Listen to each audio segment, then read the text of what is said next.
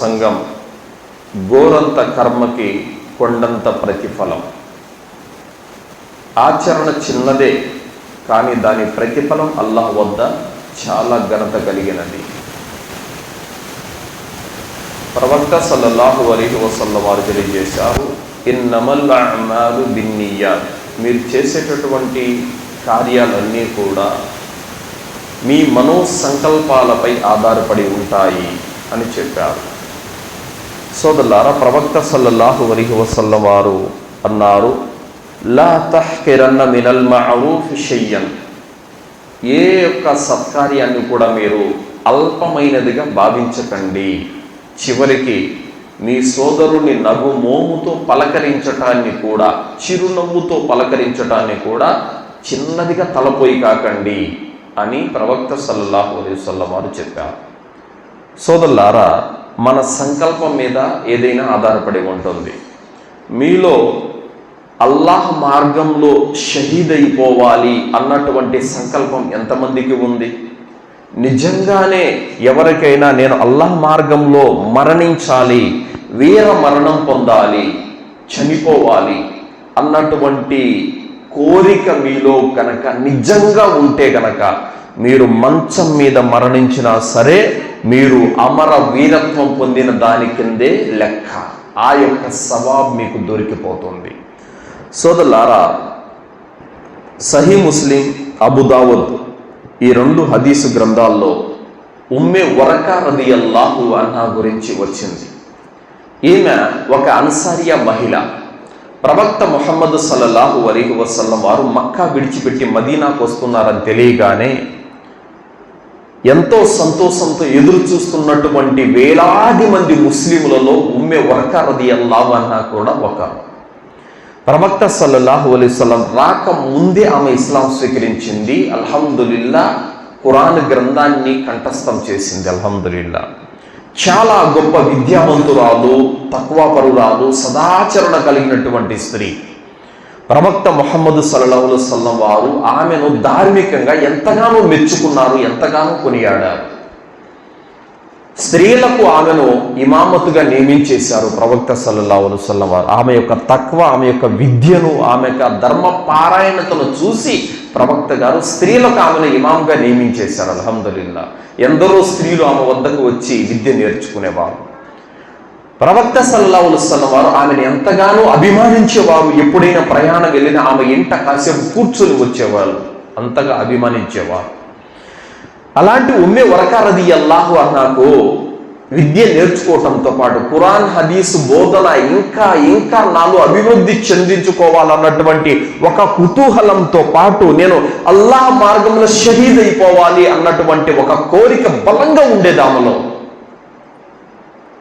ఈ విషయమే ప్రవక్త సల్లల్లాహు అలైహి వసల్లం వారు బద్ర్ సంగ్రామానికి బయలుదేరుతున్నటువంటి తరుణంలో అల్లాహ్ యొక్క ప్రవక్త, బద్రు యుద్ధానికి నేను కూడా వస్తాను మీతో పాటు, సైనికులకి గాయాలైతే నేను కట్లు కడతాను, మందు రాస్తాను, నీళ్లు ఇస్తాను, సేవ చేస్తాను.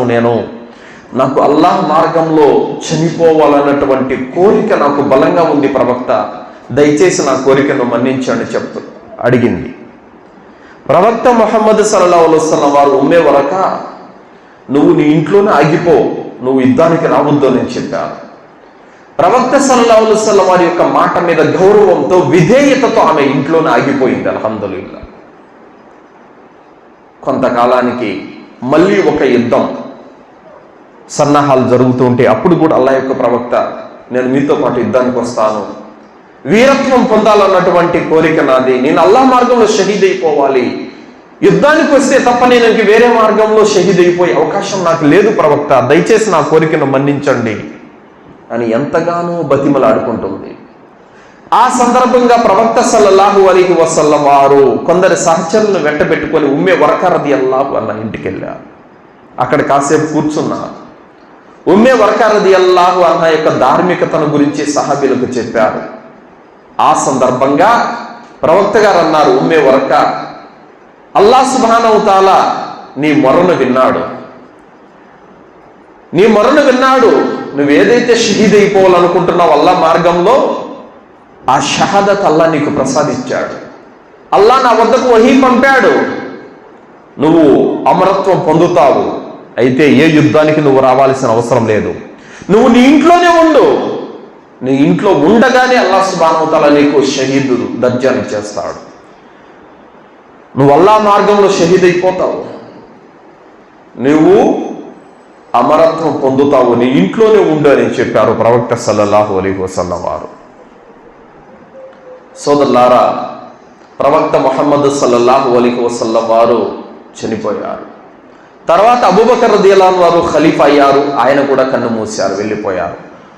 ఉమర్ బిన్ ఖత్తాబ్ రదియల్లాహు అన్హు వారి యొక్క పరిపాలనా కాలం వచ్చింది. ఆ సమయంలో అందరూ కూడా ఎదురు చూస్తున్నారు. ఉమ్మే వరకా రదియల్లాహు అన్హు వారు వారి ఇంట్లో ఉండగానే షహీద్ అయిపోతారని ప్రవక్త గారు అన్నారు. ఎలా సాధ్యం? అది ఎలా జరుగుతుంది? ఇంట్లో ఉండగానే ఆమెకి ఏ విధంగా అమరత్వం పొందుతుంది? అందరిలో ఒక విధమైనటువంటి ఆశ్చర్యం, కుతూహలం. ఎలా జరుగుతుంది అని ఆశ్చర్యంతో ఎదురు చూస్తున్నారు అందరూ. ఉమ్మే వరకా రదియల్లాహు అన్హా సైతం ఎలా సాధ్యం? ప్రవక్త అయితే చెప్పారు, ఆ మాట మీద ఈమాన్ ఉంది, ఖచ్చితంగా జరుగుతుంది. కానీ ఎలా జరుగుతుంది అన్నటువంటి ఆశ్చర్యం అందరిలోనూ, అదే కుతూహలం ఉంది. అయితే సోదరులారా, ఉమ్మే వరకా రదియల్లాహు అన్హా వద్ద ఒక అమ్మాయి ఒక అబ్బాయి ఇద్దరు బానిసలుగా పనిచేసేవారు. ఆమె వారికి ఒక మాట చెప్పింది. ఏమి చెప్పిందంటే, నా మరణం తర్వాత మీరిద్దరూ స్వతంత్రులవుతారు, బానిసత్వం నుండి మీకు విడుదల లభిస్తుంది అని చెప్పింది. అయితే ఎంతకాలం చూసినా ఆమె చనిపోవట్లేదు. వీళ్ళిద్దరూ ఒక పథకం వేశారు. ఏమని? మనము ఆమెను చంపేసి స్వతంత్రులమైపోదాము, బానిసత్వం నుండి స్వేచ్ఛ జీవులమైపోదామన్నటువంటి ఒక దురాశ, దుర్బుద్ధి వాళ్ళలో పుట్టింది. ఆ విధంగా ఉమ్మే వరకా రదియల్లాహు అన్హా వారు అర్ధరాత్రి సమయం ముందు గాఢ నిద్రలో ఉండగా వాళ్ళు పథకం ప్రకారమే ఆమెను గొంతు నులిమి ఊపిరాడక చంపేశారు, పారిపోయారు. తెల్లవారుజామున ఫజర్ సమయం ముందర అవుతుంది. ఇరుగు పొరుగు అందరూ కూడా అందమైనటువంటి స్వరం కోసం ఎదురు చూస్తున్నారు. ప్రతిరోజు ఫజర్ ముందర ఉమ్మే వరకా రదియల్లాహు అన్హా ఖురాన్ పారాయణం జరపటం, ఆ మధురమైనటువంటి స్వరం ఇరుగు పొరుగు వింటారు ప్రతిరోజు. కానీ ఈరోజు ఫజర్ సమయం అయిపోయింది, సూర్యుడు ఉదయిస్తున్నాడు, అయినా కూడా ఉమ్మే వరకా ఇంట్లో నుంచి ఎలాంటి శబ్దం రావడం లేదు. అనుమానం కలిగింది. ఇన్ని సంవత్సరాలలో ప్రతిరోజు మేము ఉమ్మే వరకా రదియల్లాహు అన్హా యొక్క స్వరం వింటున్నాము, మధురమైనటువంటి ఖురాన్ శబ్దం వింటున్నాము. అలాంటిది ఈరోజు ఆమె స్వరం వినపడటం లేదంటే ఏదో జరిగింది, పదండి అని చెప్పేసి అందరూ వెళ్ళారు. వెళ్ళి చూస్తే ఉలుకు పలుకు లేకుండా పడి ఉంది. ఉమర్ బిన్ ఖత్తాబ్ రదియల్లాహు అన్హు వారికి తెలియజేశారు, ఖలీఫా గారు ఆమె చనిపోయిందని చెప్పేసి. అనుమానం కలిగింది, బానిసలు కనిపించటం లేదు. ఎంక్వైరీ చేయించారు ఉమర్ రదియల్లాహు అన్హు వారు. ఎంక్వైరీ చేస్తే ఒక చోట దొరికారు. విచారించగా తప్పు ఒప్పుకున్నారు, మేము చంపేశాం పథకం ప్రకారం అని చెప్పేసి ఒప్పుకున్నారు. వారిద్దరికీ మరణ దండన విధించడం జరిగింది. ఉమర్ రదియల్లాహు అన్హు వారు, ప్రజలారా చూశారా, ఉమ్మే వరకా రదియల్లాహు అన్హా వారికి ఇంట్లో ఉండగానే అల్లాహ్ సుబ్హానహు వ తఆలాకి షహాదత్ ఇస్తానని చెప్పేసి వహీ పంపాడు. అల్లాహ్ మాట, ప్రవక్త మాట సత్యమైంది, అల్హమ్దులిల్లా. ఈ విధంగా ఉమ్మే వరకా రదియల్లాహు అన్హా వారు యుద్ధానికి వెళ్లకుండానే ఇంట్లో ఉండగానే అమరత్వం పొందారు, వీర మరణం పొందారు. సోదరులారా, చెబుతున్నటువంటి మాట ఏమిటంటే, మనలో గనక నిజంగానే ఈ యొక్క కోరిక బలంగా ఉంటే అల్లాహ్ సుబ్హానహు వ తఆలా మనము పడక మీద చనిపోయినా కూడా వీర మరణం పొందినట్టే, అల్లాహ్ మార్గంలో షహీద్ అయిపోయినట్టే. ఒక సహాబీ గురించి వస్తుంది. తహజ్జుద్ నమాజుకి లేయాలని సంకల్పం చేసుకుని అనుకున్నాడు, కానీ లేయలేకపోయాడు. ప్రవక్త గారు అన్నారు, నువ్వు తహజ్జుద్ చదవకపోయినా చదివినంత పుణ్యం నీకు లభించింది, ఎందుకంటే నియత్ పెట్టుకున్నావు కదా. కాబట్టి సోదరులారా, హజ్జుకి వెళ్ళడానికి మీకు స్తోమత లేదు, కానీ నియత్ పెట్టుకోండి. ఉమ్రాకి వెళ్ళడానికి మీకు స్తోమత లేదు, నియత్ పెట్టుకోండి. అల్లాహ్ మార్గంలో ఖర్చు చేయడానికి స్తోమత లేదు, కానీ నియత్ పెట్టుకోండి. నియత్ పెట్టుకోవడానికి ఖర్చు అయితే ఏం కాదు కదా. చిత్తశుద్ధితో కూడినటువంటి వజ్ర సంకల్పంతో కూడినటువంటి నియత్ పెట్టుకోండి. ఆ కార్యం నెరవేరకపోయినా కూడా అల్లాహ్ సుబ్హానహు వ తఆలా దానికి ప్రతిఫలం ఇస్తాడు. అల్హమ్దులిల్లాహ్. నియత్ చిన్న కర్మ, కానీ దాని ప్రతిఫలం ఎంతది? చాలా గొప్పది. అల్హమ్దులిల్లాహ్. ఈరోజు అషూరా, మొహర్రం 10వ తేదీ. అల్హమ్దులిల్లాహ్, అల్లాహ్ను ఆయన ప్రవక్తను విశ్వసించినటువంటి దాసులు మొహర్రం 10వ తేదీన అషూరా ఉపవాసం పాటించారు. ఎందుకు? 1 సంవత్సరం పాపాలు తుడిపేసుకోవటానికి, పుణ్యాలు పొందటానికి, అల్లాహకు ఆయన ప్రవక్తకు విధేయత చూపటానికి అల్హమ్దులిల్లాహ్ ఈరోజు అషూరా ఉపవాసం పెట్టారు. కానీ కొంతమంది అషూరా ఉపవాసం పెట్టకుండా, నమాజుకు రాకుండా, పీర్ల పండుగని, రొట్టెల పండుగని రంగులు చల్లుకుంటూ, డీజేలు కొట్టుకుంటూ, గుండాలు తొక్కుకుంటూ, గానా బజానాతో ఎంజాయ్ చేస్తున్నారు. వీరి పుణ్యం వీరికి ఉంది, వారి పాపం వారికి ఉంది. ప్రవక్త ముహమ్మద్ సల్లల్లాహు అలైహి వసల్లం వారు మొహర్రం 10వ తేదీన అషూరా ఉపవాసం పెట్టమంటే వీళ్ళు పేర్ల చావిడి దగ్గర ఎగురుతున్నారు, డ్యాన్సులు వేస్తున్నారు, రంగులు చల్లుకుంటున్నారు, డీజేలు కొట్టుకుంటూ పాటలు పాడుకుంటున్నారు. فَمَن يَعْمَلْ مِثْقَالَ ذَرَّةٍ خَيْرًا يَرَهُ وَمَن يَعْمَلْ مِثْقَالَ ذَرَّةٍ شَرًّا يَرَهُ. ఎవరైతే రవ్వంత సత్కార్యం చేసుకున్న దాని ప్రతిఫలం అల్లాహ్ వద్ద ఉంది. ఎవరైతే రవ్వంత దుష్కార్యం చేసుకున్న వారి యొక్క కీడు కూడా అల్లాహ్ వద్ద ఉంది. మౌలానా ముబారక్ పూరి రహ్మతుల్లాహి అలైహి గారు ఒక విషయాన్ని చెప్పారు. హకీమ్ అల్ ముస్తదరకులో ఈ హదీసు వస్తుంది. అమ్మ ఆయిషా రదియల్లాహు అన్హా దగ్గరికి ఒక స్త్రీ వచ్చింది. అమ్మా, విశ్వాసుల తల్లి, నేను రాత్రి పడుకునేటప్పుడు నా చెయ్యి బాగానే ఉన్నింది, కానీ నేను నిద్ర లేచేసరికి నా చెయ్యి పని చేయటం లేదు, పక్షవాతానికి గురైపోయింది. ఏం జరిగింది అని అడిగింది అమ్మ. నా తల్లిదండ్రులు ఇద్దరు చాలా ధనవంతులు, బాగా డబ్బున్న వాళ్ళు. నా తండ్రి జకాత్ ఇచ్చేవాడు, సదకాలు చేసేవాడు, పేదలకు తినిపించేవాడు, బాటసారులకు, ఖైదీలకి ఖర్చు పెట్టేటటువంటి వాడు, సదాచార సంపన్నుడు. కానీ నా తల్లి పరమ పీనాసి, ఎవ్వరికి కూడా ఒక్క అనా పైసా కూడా దానం చేయదు. అయితే నా తండ్రి చనిపోయాడు. ఆయన చనిపోయిన 2 నెలలకే నా తల్లి కూడా చనిపోయింది. నా తండ్రి కల్లో కనిపించారు రాత్రి. పచ్చటి వస్త్రాలు ధరించి ఉన్నాడు. ఆయన కాళ్ళ ముందర ఒక కాలువ ప్రవహిస్తూ ఉంది. ఆ నీళ్లు త్రాగుతూ ఆయన ఎంతో సంతోషంగా ఉన్నాడు. నాన్న, ఏమిటి నీ పరిస్థితి అని నేను అడిగాను. సదాచరణ చేసినందుకు గాను అల్లాహ్ సుబ్హానహు వ తఆలా నాకు ఈ ప్రతిఫలాన్ని ప్రసాదించాడు అని మా నాన్న సమాధానం ఇచ్చాడు. మరి అమ్మేది నాన్న? మీ అమ్మ చనిపోయిందా? అవును నాన్న, మీరు చనిపోయిన 2 నెలలకే మా అమ్మ కూడా చనిపోయింది. అయితే నాతో లేదు, ఎడమ వైపు వెతుకు, అక్కడ ఉంటుందేమోనని చెప్పాడు ఆయన. ఎడమ వైపు వెతకగానే పూర్తి నగ్న శరీరంతో ఆమె భయంకరమైనటువంటి అగ్ని కీళ్ళల మధ్యన కాలిపోతా ఉంది.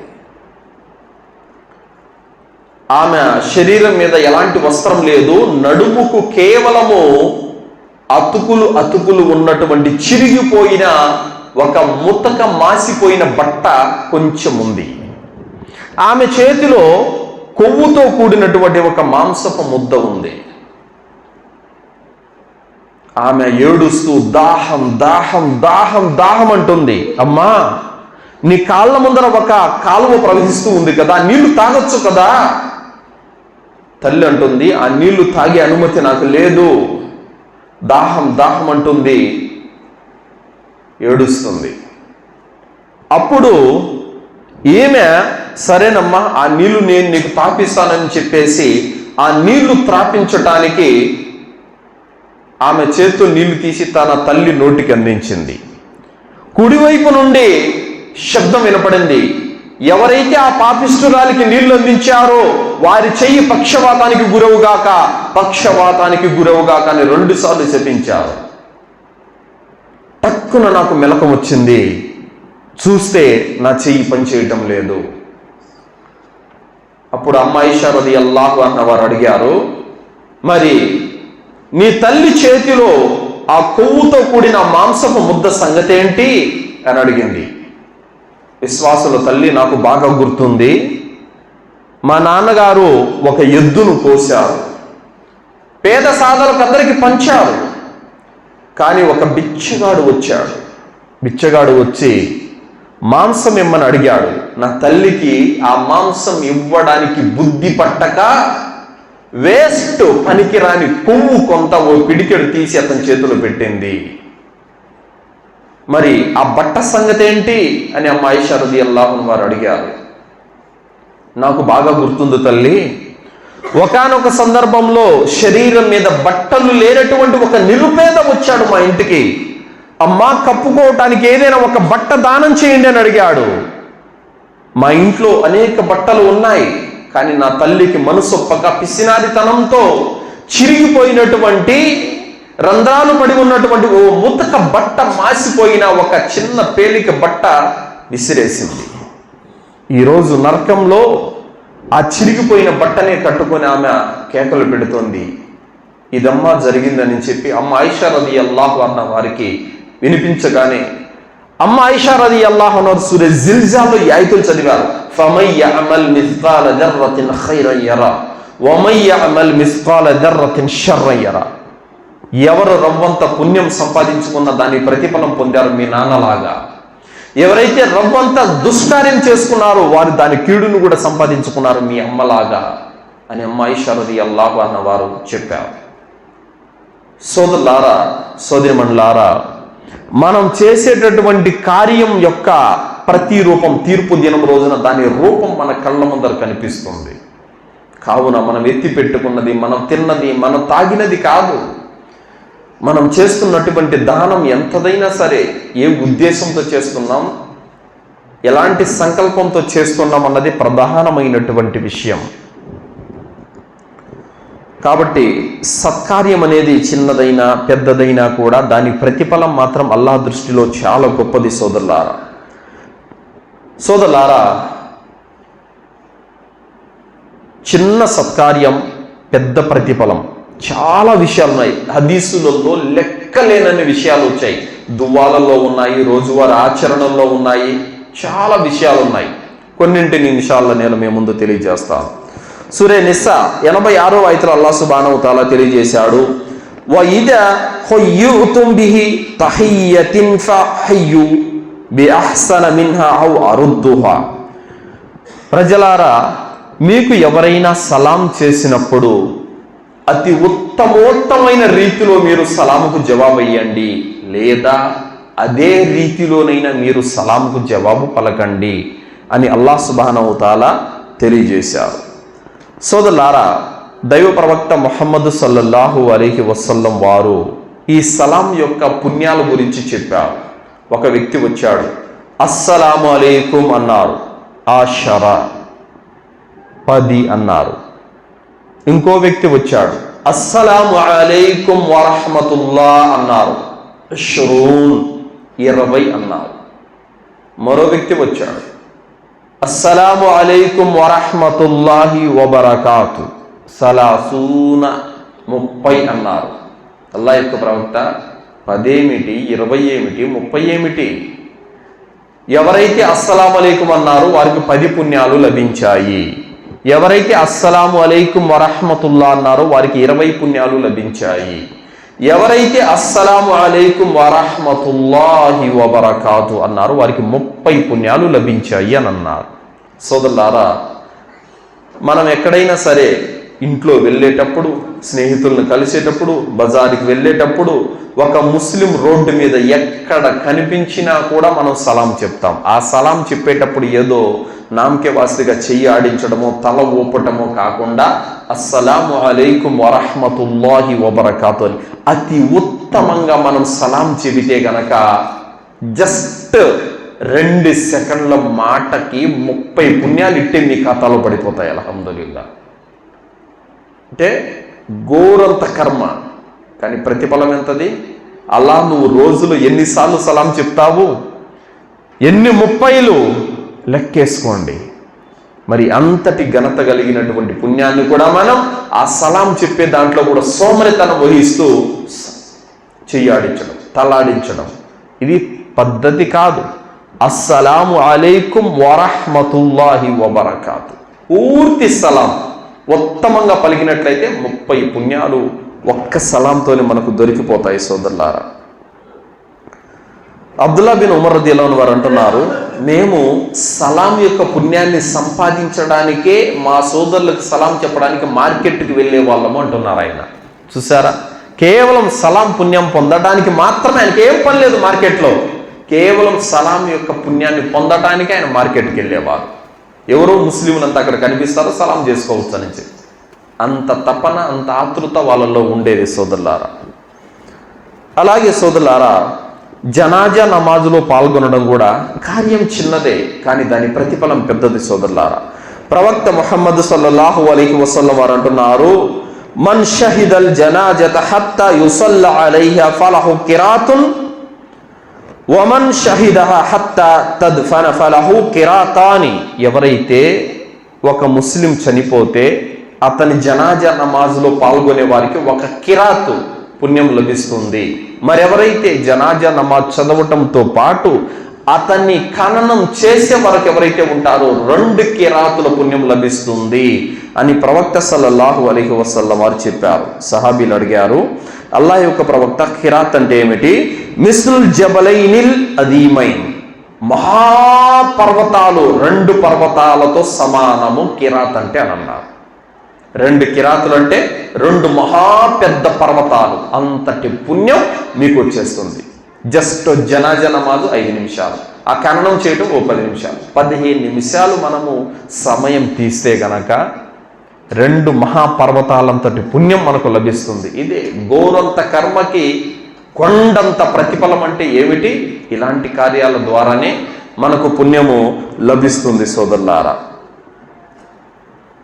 అలాగే వ్యాధిగ్రస్తులను పరామర్శించటం. ఎవరైనా ఒక ముస్లిం జబ్బు బారిన పడ్డాడు, ఉదయం పూట నువ్వు అతన్ని పరామర్శించడానికి బయలుదేరినట్లయితే నీకోసం, వ్యాధిగ్రస్తుల కోసం కాదు, మీకోసం పరామర్శించడానికి వెళ్ళిన నీకోసం 70,000 మంది దైవదూతలు నీ శ్రేయస్సు కొరకు, నీ మంచి కొరకు, నీ మేలు కొరకు దువా చేస్తారు. మనిషి దువా కుబులు అవ్వచ్చు, కుబులు కాకపోవచ్చు, కానీ దైవదూతల దువా ఎట్టి పరిస్థితుల్లో రద్దవ్వదు, ఖచ్చితంగా కుబులవుతుంది. ఒకరు కాదు, ఇద్దరు కాదు, 70,000 మంది దైవదూతలు నీ శ్రేయస్సు కొరకు దువా చేయటం అంటే మాటలా? సుబ్హానల్లా. ఎప్పటి వరకు? సాయంత్రం వరకు.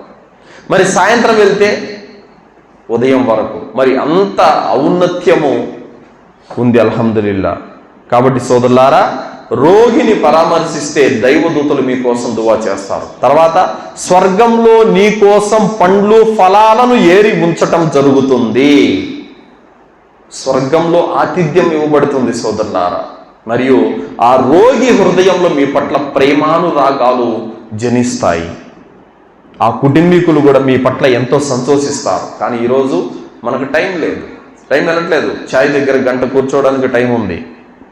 మన ఇంటి వాళ్ళ కోసం బజార్లలో వెళ్ళటానికి, ఇంకా మనము షాపింగ్లు చేయడానికి, మన సొంత అవసరాల కోసం ఎంతో టైం ఉంది. అల్లాహ్ సుబ్హానహు తఆలా మార్గంలో చిన్న సత్కార్యం చేసుకోవడానికి మన వద్ద టైం లేదనంటే ఇంకా పుణ్యాలు ఊరకే వస్తాయా? సమయం చిన్నదే, కార్యం చిన్నదే, ప్రతిఫలం పెద్దదే, అయినా కూడా నువ్వు సంపాదించుకోలేకున్నావు. అలాగే సోదరులారా, జుమ్మాకు మొదటి వక్తులో రావటం ఎంతటి ఘనత ఉంది అల్హమ్దులిల్లా. ప్రవక్త ముహమ్మద్ సల్లల్లాహు అలైహి వసల్లం వారు అన్నారు, మన్ ఇగ్తసల యౌమల్ జుమ్అతి సుమ్మ రాహ ఫి స్సాఅతిల్ ఊలా ఫకఅన్నమా ఖర్రబ బదన. ఎవరైతే జుమ్మా రోజున చక్కగా గుసులు చేసి మొదటి వక్తులో మజీదుకు వస్తాడు, అతను ఒక ఒంటెను అల్లాహ్ మార్గంలో దానం చేసిన పుణ్యం లభిస్తుంది. రెండవ వక్తులో వచ్చిన వారికి ఫకఅన్నమా ఖర్రబ బకర, ఆవును అల్లాహ్ మార్గంలో దానం చేసిన పుణ్యం లభిస్తుంది.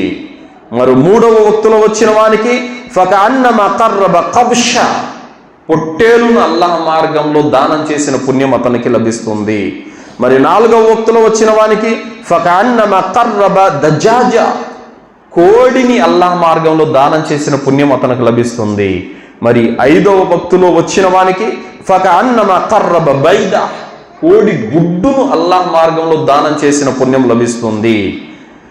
ఫఇదా ఖరజల్ ఇమాము హజరతిల్ మలాయికతు యస్తమిఉన దిక్ర, ఈ 5 వక్తులు దాటిపోయిన తర్వాత, ఇమాము మెంబర్ మీదకి ఎక్కిన తర్వాత వచ్చిన ఎవరైతే వస్తారో తర్వాత దైవదూతలు దఫ్తర్లు క్లోజ్ చేసి వారు కూడా జుమ్మా ప్రసంగం వినటానికి వచ్చి కూర్చుంటారు. దాని తర్వాత వచ్చిన వారు జుమ్మా లిస్టులో లేనట్టే లెక్క.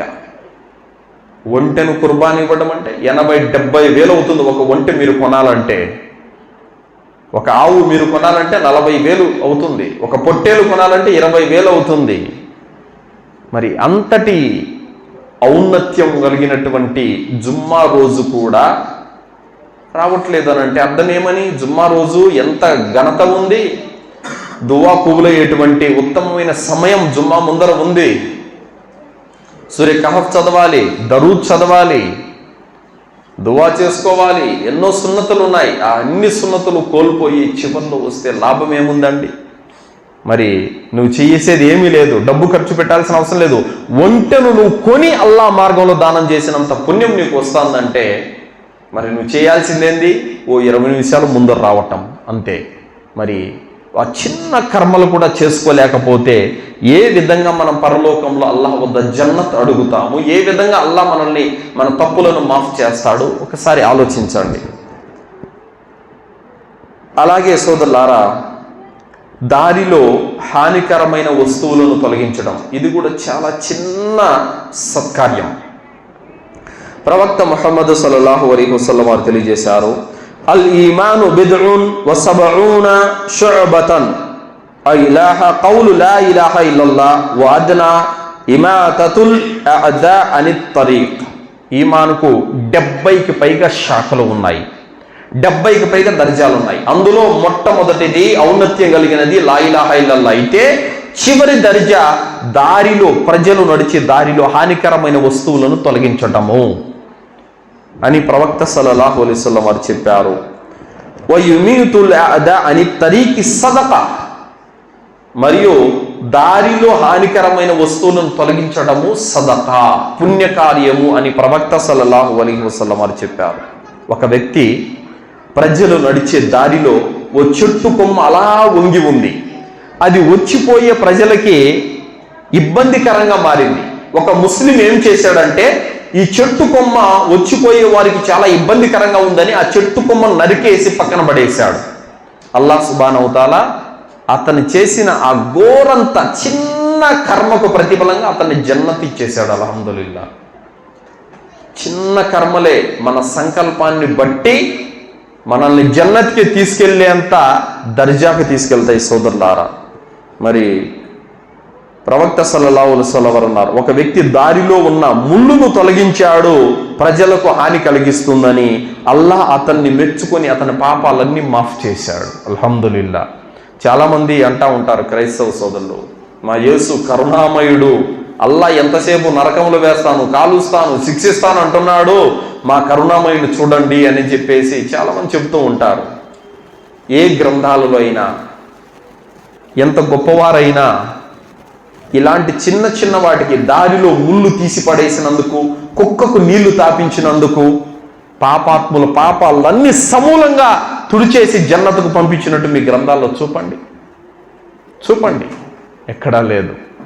అల్లాహ్ సుబ్హానహు వ తఆలా ఎంతటి కరుణామయుడు.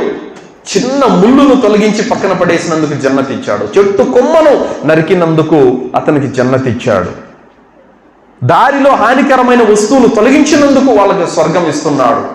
జీవితాంతం వ్యభిచారం చేసినటువంటి ఒక మనిషికి, కుక్కకు ఒక్కసారి నీళ్లు తాపించినందుకే అతని పాపాలన్నీ తీసిపడేసి అతన్ని జన్నత్ ఇచ్చాడు. అల్హమ్దులిల్లాహ్. మరి ఇంతటికన్నా కరుణామయుడిని మీరు ఎక్కడ కనుగొంటారు? ఇంతట కరుణ ప్రేమ కలిగినటువంటి సృష్టికర్తను మీరు ఎక్కడైనా చూస్తారా? ఇస్లాంలో తప్ప ఎక్కడా మీకు కనిపించదు.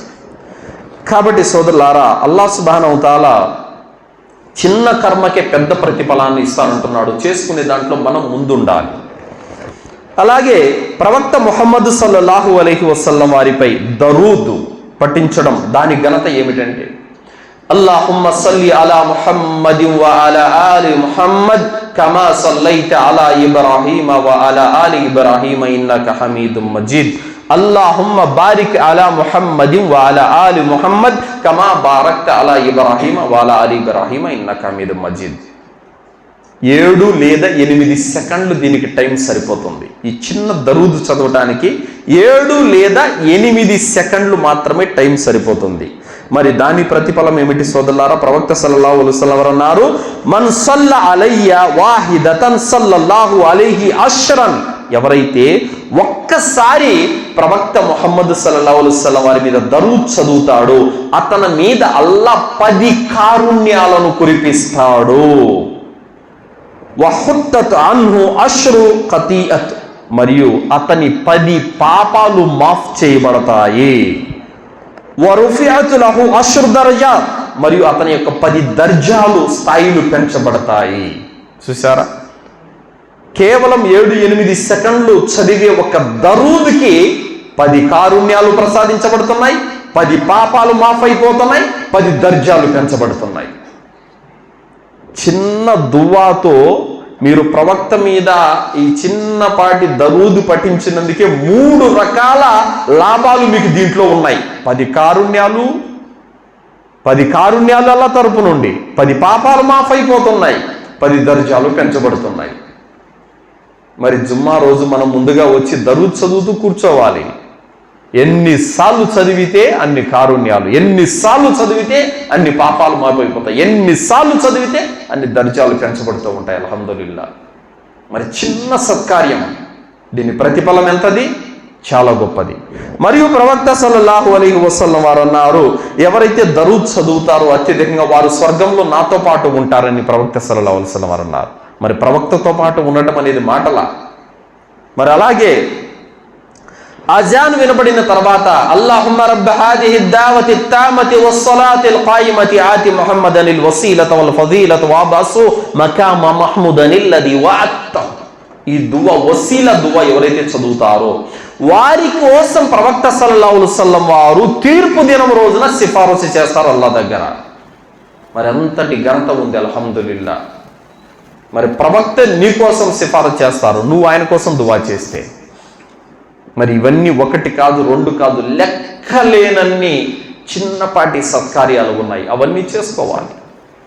అలాగే సోదరులారా, మీరు ప్రతి ఉదయం ప్రతి సాయంత్రం లా ఇలాహా ఇల్లల్లాహు వహ్దహు లా షరీక లహు లహుల్ ముల్కు వలహుల్ హమ్దు వహువ అలా కుల్లి షైఇన్ ఖదీర్. ఈ దువా ఉంది కదా, 10 సార్లు చదివితే గనక ఒక బానిసను విడుదల చేసినంత పుణ్యం లభిస్తుంది.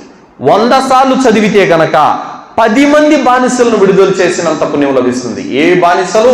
ఇస్మాయిలు అలీహిస్సలాం సంతతికి చెందిన 10 మంది బానిసలను విడుదల చేసినంత పుణ్యం లభిస్తుంది. మీరేం చేస్తారండి? ఫజర్ నమాజ్ చదువుకుంటారు, అదే చోట కూర్చుంటారు. మీరు ఎక్కడికి లేయాల్సిన అవసరం లేదు, మీరేమి శ్రమించాల్సిన అవసరం లేదు. జస్ట్ నోటితో పలికేటటువంటి, అక్కడే కూర్చొని ప్రశాంతంగా నోటితో ఓ 5 నిమిషాలు పలికితే 100 పూర్తి అయిపోతాయి. జస్ట్ 5 నిమిషాలు మీరు నోటితో పలికే పలుకుల ద్వారా 10 మంది బానిసలను విడుదల చేసినంత పుణ్యం మీ ఖాతాలో పడిపోతుందంటే అల్హమ్దులిల్లా, ఎంత గొప్ప పుణ్యం ఇది! గోరంత కర్మకి కొండంత ప్రతిఫలం. పుణ్యం అంటే ఇదే సోదరులారా.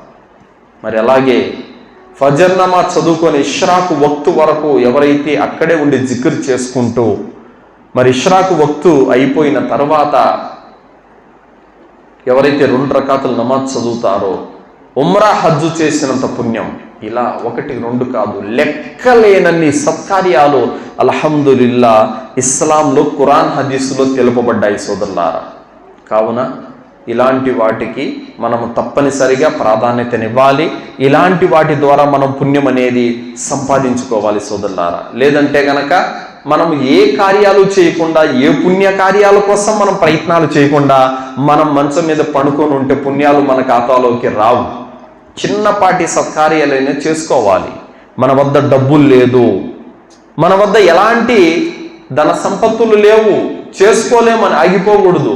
ధనంతో సంబంధం లేకుండా, డబ్బుతో సంబంధం లేకుండా చేసుకునే సత్కార్యాలు లెక్కలేనన్ని ఉన్నాయి సోదరులారా. ఆ సత్కార్యాలే ఇప్పుడు దాకా నేను కొన్నింటిని వివరించాను, ఇంకా చాలా ఉన్నాయి. సుబ్హానల్లాహి వ బిహమ్దిహి సుబ్హానల్లాహిల్ అదీం. భూమి ఆకాశాల మధ్యలో ఎంత గ్యాప్ అయితే ఉందో దాని అంతటితో పుణ్యం సమానము, త్రాసు నింపేస్తుందని ప్రవక్త సల్లల్లాహు అలైహి వసల్లం వారు అన్నారు. జిక్ర్ ద్వారా, దువాల ద్వారా ఎన్ని లెక్కలేనన్ని పుణ్యాలు ఉన్నాయి. వీటన్నిటి ద్వారా మనం పుణ్యం సంపాదించుకోవాలి. కావున సోదరులారా, అల్లాహ్ సుబ్హానహు వ తఆలా రవ్వంత పుణ్యం సంపాదించుకున్న దాని ప్రతిఫలం 10 నుంచి 700 రెట్లు పెంచి మనకిస్తాడు. అల్హమ్దులిల్లా. అది ఎలా పెంచుతాడు అనేది మనం చెప్పలేం.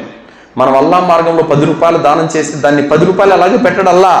దాన్ని గుర్రపు పిల్లను పెంచి పెంచి పెంచి పెంచి పెద్ద చేసి ఏ విధంగా ఒక పెద్ద గుర్రంలా తయారవుతుందో ఆ విధంగా ఆ పుణ్యాన్ని పెంచుతాడు అల్లాహ్ సుబ్హానహు వ తఆలా 10 నుంచి 700 రెట్లు. కాబట్టి సత్కార్యాలు చేసుకోవటంలో, చిన్న చిన్న అమలు చేసుకోవటంలో త్వరపడాలి. అల్లాహ్తో నేను దువా చేస్తూ ముగిస్తున్నాను. విన్నటువంటి విషయాలపైన సదాచరణ చేసే సద్బుద్ధిని అల్లాహ్ మనందరికీ ప్రసాదించుగాక. అల్లాహ్ సుబ్హానహు వ తఆలా ఆయన గ్రంథమైనటువంటి ఖురాన్ మరియు ప్రవక్త సల్లల్లాహు అలైహి వసల్లం వారి మాటలైనటువంటి హదీసులు చదువుతూ వాటికి అనుగుణంగా జీవితం గడిపే భాగ్యాన్ని ప్రసాదించుగాక. అల్లాహ్ మనల్ని షిర్కు నుండి, కుఫర్ నుండి, శైతాన్ యొక్క కీడుల నుండి రక్షించుగాక. అల్లాహ్ తాలా మనల్ని కబర్ శిక్ష నుండి, జహన్నం నుండి కాపాడుగాక. జన్నతులో ఉన్నతమైన దర్జాలను ప్రసాదించుగాక. అల్లాహ్ సుబ్హానహు వ తఆలా మనందరి నుండి అషురా రోజాను కబూల్ చేయుగాక. దాని ద్వారా 1 సంవత్సరం పాపాలు మాఫ్ చేయుగాక. అల్లాహ్ సుబ్హానహు వ తఆలా మనందరికీ భార్య పిల్లలతో సహా స్వర్గంలో కలిసి ఉండే భాగ్యాన్ని ప్రసాదించుగాక. ఆమీన్. వాఖిరు దావానా అల్హమ్దులిల్లాహి రబ్బిల్ ఆలమీన్. బారకల్లాహు లనా వలకుం ఫిల్ ఖురానిల్ అదీం. వస్తగ్ఫిరుల్లాహి వ లిసాయిరిల్ ముస్లిమీన్ ఇన్నహు తఆలా జవాదుల్ కరీం.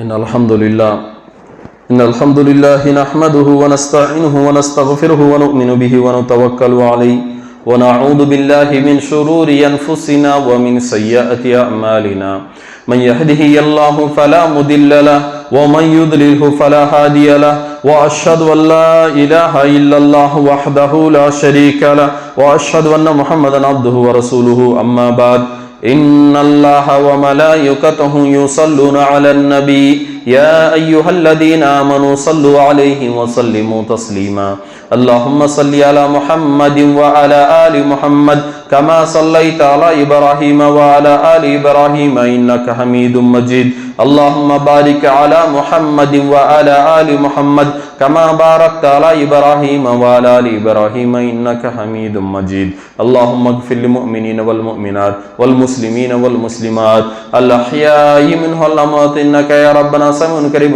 مجيب الدعوات ربنا ظلمنا أنفسنا وإن لم تغفر لنا وترحمنا لنكونن من الخاسرين ربنا آتنا في الدنيا حسنة وفي الآخرة حسنة وقنا عذاب النار عباد الله إن الله يأمر بالعدل والإحسان وإيتاء ذي القربى وينهى عن الفحشاء والمنكر والبغي يعظكم لعلكم تذكرون واذكروا الله يذكركم ولذكر الله أكبر والله يعلم ما تصنعون. قيم الصلاة.